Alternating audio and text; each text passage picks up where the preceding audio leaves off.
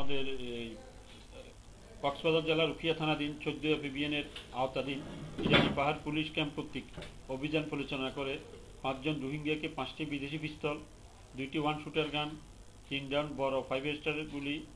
৭ round মাঝারি 5 স্টারের গুলি, ২ রাউন্ড ছোট 5 স্টারের গুলি, ৪ রাউন্ড রাইফেলের গুলি, ২ রাউন্ড শটগানের কার্তুজ এবং নগদ ৫০,০০০ টাকা সহ ৫ জন আসামি গ্রেপ্তার প্রসঙ্গে আজকের এই প্রেস ব্রিফিং। অদ্য ২৮/৪ তারিখ রাত আনুমানিক ১টা ৩০ ঘটিকার সময় জনাব মোহাম্মদ ইকবাল অধিনায়ক অতিরিক্ত ডিআইজি এর দিক নির্দেশনায় জনাব মোহাম্মদ আরিফিন জুয়েল সহ অধিনায়ক পুলিশ সুপার এর তত্ত্বাবধানে ও আমি মোহাম্মদ ওহিদুর রহমান পিপিএম অতিরিক্ত পুলিশ সুপার এর সার্বিক সহযোগিতায় ইরানি পাহাড় পুলিশ ক্যাম্পের ক্যাম্প কমান্ডার জনাব অংশু কুমার দেব, সহকারী পুলিশ সুপারের নেতৃত্বে এসআই নিজস্ব Mohammad Shahidul Islam, SI Miton Das, QRT party সহ অভিযান পরিচালনা করে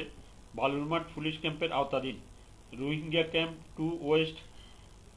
এর ব্লক D9 এর রোহিঙ্গা মোহাম্মদ জোবায়েরের বসতঘর হতে রোহিঙ্গা ১ নম্বর মোহাম্মদ জোবায়ের,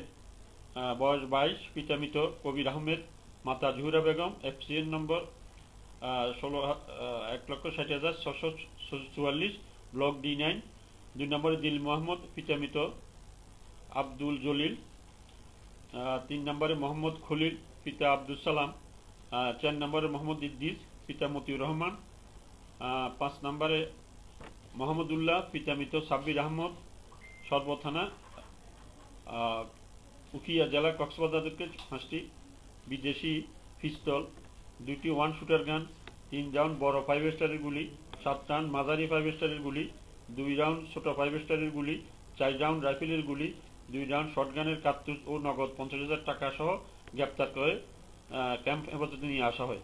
এই সংক্রান্তে উখিয়া থানায় মামলা দায়ের বিষয়টি প্রক্রিয়াধীন আছে।